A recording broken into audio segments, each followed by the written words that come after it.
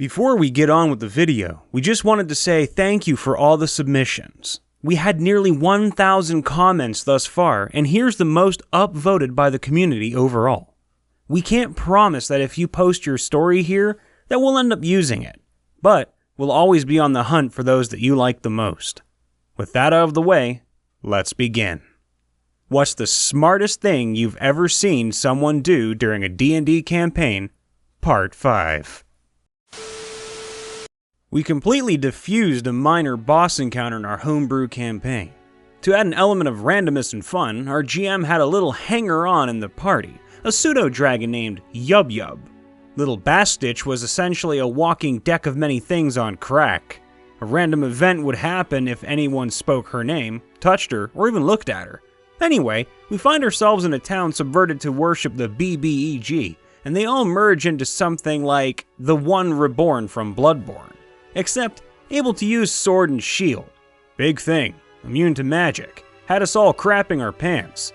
Then our gunslinger, who has earplugs in by the way, manages to hear the waddling of Yub Yub coming from behind the monster. He warns us to keep our eyes away, but our sorcerer gets an idea. He immediately yells at the boss, "Whatever you do, don't look behind you!" DM asks for a bluff check. Critical success. Monster looks behind itself and locks eyes with Yub Yub. 12 seconds later, GM announces that where there once was a massive menacing monster, there was now a freshly baked apple pie,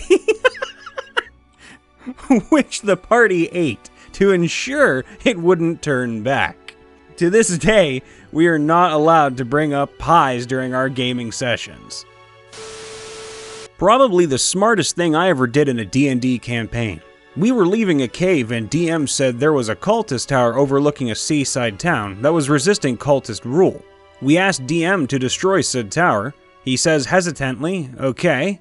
Wizard destroys it in one spell at level 2. DM wants to create an epic scene to encourage us to escape to the harbor by putting the BBEG onto a gold dragon. When he was thinking about what the lich was doing and the party was screaming to give the lich dragon, I remembered our wizard had an OP spell that allowed him to control basically any animal-like creature. I asked my DM one question. Is the lich immune to fall damage? And that's how level 2 characters took control of an entire cultist army and killed a lich. Okay, there was one player that definitely stole the spotlight on a homebrew campaign I made. So, there was a player that asked around in the shadowy neighborhoods about contraband, such as illegal weapons, ingredients, etc. And as he learned more about the world, he continued to smuggle the shit out of different cities and towns. He eventually talked the group into carrying illegal weapons around. They agreed since they had great stats, but not enough to become a problem for the player should they turn on him. He eventually made powerful connections, and many people grew envious from all the money he was making, and drew the eye of the king. The king had sent guards out to the group's mansion, and they burned everything he had to the ground. He yelled at them saying, "Why did you guys burn my wares if I had already paid you?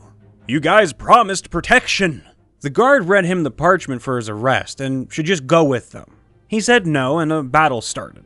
Holy shit! The battle took about 2 hours to finish. It started with the player running back to the house and telling the other players to arm themselves with whatever was in the mansion. They did, and had a fight break out in the mansion as the outside was a raging inferno. The rogue used his abilities to move about the mansion without drawing the eye of the guards, and set explosive gems throughout the mansion. The rogue was able to let the party know how many guards were waiting in the halls. The gnome did something awesome. He pretended to be a statue on the side of a hallway and started killing guards, and then he would just pretend to be a statue again. And our main guy was shooting spells left and right. Eventually, the mansion exploded, killing all of the guards, but 4. The party was pretty exhausted and low on HP. Eventually, the last 4 guards started dropping them one by one until they got to the leader of this little war. The guard tells him he's gonna die now and avenge every death that was on his hands. The last player was pretty much bleeding out, but managed to tell me something I hadn't thought about the entire time. He started laughing and said, "The moment you kill me, criminals will start coming out of the shadows to try and take my crown. Look around you. You guys caused all this. This will be nothing compared to what happens next. I was like, well, shit. I made the world, but he actually lived in it. I played a high magic mega dungeon crawl game where within the setting there was a fairly prominent mages guild, whose main purpose was that they produced the majority of the world's magic items, and would proceed to export them out into other countries. The city the guild was based out of was right near the mega dungeon, and it was our main hub town. Basically, this meant we had almost unfettered access to common, uncommon, rare magic items as they were being made in pretty high quantities, especially the common wondrous items. One day I asked one of the guild mages how many of any given common magic item might be in town at any one time, and they said usually upwards of 100. Not too unreasonable, considering in 5e, common magic items are usually something silly or weak, like the Wand of Smiles, which just forces an NPC to smile for a minute. My party members would buy magic items that would help them in the dungeon crawl, but I always held on to my gold. Common magic items usually didn't cost any more than 50 gold, uncommon usually topped out around 500, and rare would top out around 5,000. Once we finally came into enough wealth to start buying rare magic items, I'd hoarded about 7,500 gold pieces. So I walked into town, walked into the Mage Guild's storefront, and slapped down 5,000 gold. For 50 gold apiece, I purchased 100 of the same common magic item. The thing is, the magic item I bought so many of was the Pot of Awakening. If you plant a shrub in one of these and wait 30 days, a shrub breaks out of the pot as an awakened shrub, who will follow your orders for the next 30 days. Statistically, they're a little worse than commoners, but when you have 100 of them armed with short swords and nets and bows, it doesn't really matter if they have proficiency in weapons or not. After they hatched from their pots, we cleared out the dungeon with 12 days remaining, and 35 of the shrubs even lived through the final boss. This is why you limit magic item purchases. My party went through the DM city, many mixed races in an otherwise divided continent. After struggling to speak with the locals, we were directed to approach the castle where a wise demigod resided.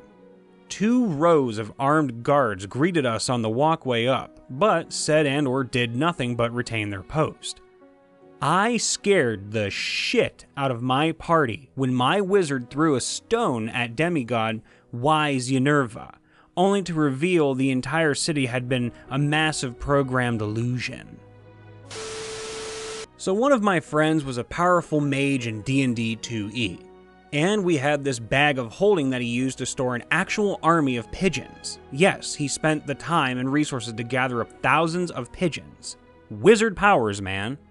Anyways, he would store all of his pigeons in his bag of holding, carefully harnessing each one with little leather tack and silk threads. Lacing them to a crank mechanism he invented, he gave himself the ability to fly with pigeon power. He always made sure to fill it with air often and feed them too, naming his favorites. He was a gnome, if I remember correctly, so he was a lot lighter than most PCs. So, in a fight, he would just let loose his pigeon horde, granting concealment at first, and flying away from danger to cast spells at his leisure. Never had to use a fly spell now that I think about it. Mind you, it wasn't always effective, but clever nonetheless. But no, it didn't end there. It was late in the campaign and we had to assault this well-entrenched army and stronghold. There were a lot of enemies, a depraved human faction that coerced tribes of beasties to work together. BBEG was there, the whole 9 yards. So, we knew we didn't have the manpower, lost a battle before, and we were heavily outnumbered. And at the time, we were low on resources, spells, and the like. But our wild mage had prepared, having spent a tidy sum on scrolls of fire seeds, a level 6 druid spell that allows you to create 8 berries that ignite and explode per casting. He spent almost his entire treasury and cast this spell until he had a nice huge pile of these seeds. He fed these seeds to his army of pigeons, then instructed them to pass over the enemy's position, and well, shit everywhere. It was like a B-32 stealth carpet bombing. The fires plumed over their mighty stone walls, and eventually the screams stopped. We waltz in, killing the DM's big bad evil guy in short order afterwards. Fun times. We were doing a one-shot at level 7. I played a Shadow Sorcerer Rogue and my buddy a Dragonborn Bard. There were others, but this is mainly about the two of us. So, the group was hired to find the cause of zombies in the sewers of this large city. As it's a sewer, there's no light, so I cast light to give a line of sight to the party. I turn a corner well ahead of the group and see a large summoning circle with a necromancer trying to resurrect a dragon. I immediately turn off the light and dash to tell the party and plan our opening attack. I use spider climb and stealth my way in on the ceiling, cast light on the dagger, and drop it so the bard can cast fireball at the feet of the baddie and his minions, killing most of the minions, interrupting the ritual, and severely damaging everything that didn't die immediately. And the ceiling was out of range of the fireball, so I was completely safe. My character is a level 8 Aasimar paladin with, at the time, an intelligence score of 8. We were in the Spectre Maze, an abandoned cityscape of dwarven buildings that was easy to be lost in. Throughout the night, we'd heard rumbling and crashing stone, thinking there was explosions in the distance. We were wrong. And as we made our way towards our goal, a vault containing schematics for a weapon, we found out how wrong. The DM describes the ground behind us trembling as if we were standing on glass. Approaching is what he called the Wandering Avalanche, which is a dwarven construct equivalent to a steamroller, except massive in size and malfunctioning. We would find out later it navigated by sound and had heard us in combat the night before. Specifics aren't important, but its main attack was slamming down its rolling pin like a pro wrestler. To make matters worse, we had decided to take refuge in the vault, only to find it was guarded by a hydra. We were able to escape the vault by closing the huge double doors on one of its heads, but as the wandering avalanche approached, and the hydra began cracking through the stone, we had to think fast. Something, bear in mind, neither me nor my character are good at. But my character had recently picked up trying to learn the Vuvuzela, mostly as a means of annoying the team. I asked the DM, "Using the music skills I've been learning, can I detect a rhythm to the rolling pin smash attack and try to predict when it's going to land?" The DC's moderately high because I'm new to the instrument, but I just barely make it. I look to my team's monk and start snapping along to when the rolling pin impacts the ground. "When I say so, throw me at the rolling pin." He launches me with a nat 20 and decides he cannot in good faith allow me to commit suicide in such a stupid manner, so he comes up with me. We start smashing the shit out of the top of it and tearing at the inner mechanisms, hoping to hit something important. Our plan is initially to smash the Hydra with it, but our team is still trying to keep the doors closed, and we'd probably run them over before we got near the Hydra. So I activate Necrotic Shroud and tell the monk to get inside the machine and finish breaking it. He gets down to 2 health from nearly being crushed between 2 gears, but destroys it.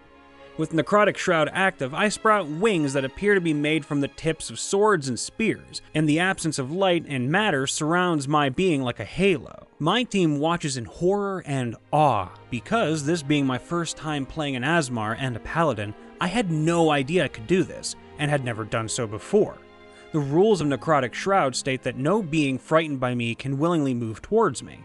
As the Hydra breaks through the door and hisses down at my friends, it sees me and 180-degree nopes the fuck out of there, crawling over the top of the vault and disengaging. And that is the story of how my paladin, with an intelligence score actually lower than our team Owlbear, essentially soloed 2 bosses, with a little help from the monk, using a Vuvuzela.